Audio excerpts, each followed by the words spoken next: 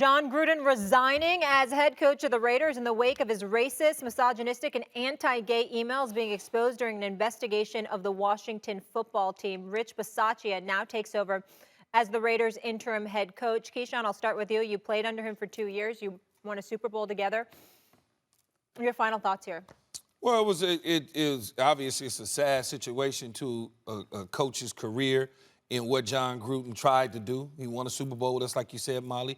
He tried to reinvent the Oakland Raiders to the Las Vegas Raiders. He didn't get a chance to see it through because of these emails. And in the end of the day, the Raiders got it right. I mean, they got it right. And, you know, he's got a lot of soul searching to do. He's got to sit there and think about some of the things that he's done, not only to hurt his family, but also hurt a whole bunch of people, like Stephen A. said earlier, blacks, the LGBTQ community, women who want to be referees, so on and on. The commissioner, you got a lot of thinking to do, buddy.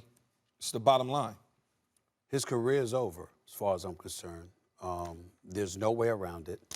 I certainly, again, didn't know about all of these emails. All of us didn't. You know, to know that for over a span of 7+ years, you were sending this kind of rhetoric through emails to your buddies, okay? It just speaks volumes, and I don't think there's any coming back from that because of the multitude of groups of people that you stigmatized in the fashion that you did.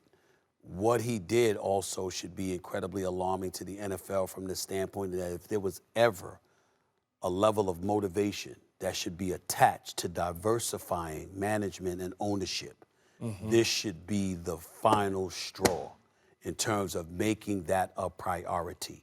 If you had black people in positions of power and other minorities in positions of power, and you made sure that it wasn't folks just having to answer to white males, okay, you might not have had this kind of problem. You might not have to be concerned about the multitude of problems you've had to find yourself concerned with over these years. And so obviously the NFL wanted him to act. They wanted Mark Davis to act on this. They tried to be proactive and what have you. We can appreciate that. But the NFL appears to be a very incestuous climate, a very incestuous environment from the standpoint of just some of the insidious things that have been taking place over the last few years. This just shows they never cared. All the stuff, the social justice issues, you know, and everything else that's going on all of these years and what they took heat for from Ray Rice and beyond moving forward. All of this stuff, Colin Kaepernick, all of this stuff that they've had to deal with. For this man to be sending those kind of emails and those individuals embracing it and communicating with it and acting like it was okay, he's not the only one that's going to have to answer for this in the end. They're going to have to answer for it too. And in the end, it shows that what we suspect existed all along. It hasn't changed, and they better do something about it. And it has a paper trail. This isn't going away.